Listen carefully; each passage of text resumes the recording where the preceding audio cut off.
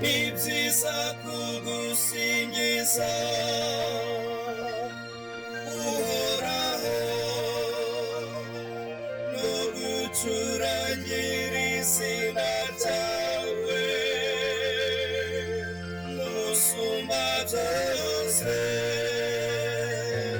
wamamaza ineza yawe kuva mu gitondo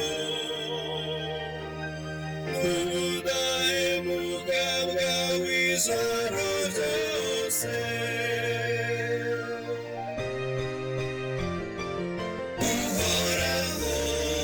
uhoraho ni byiza singiza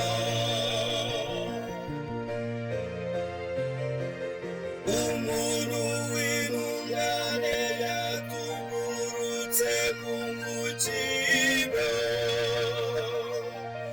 asagamba nka sederi yo muri Libani ameze nk'igiti cyatewe mu ngoro y'uhoraho akisanzurira mu nkike z'Imana yacu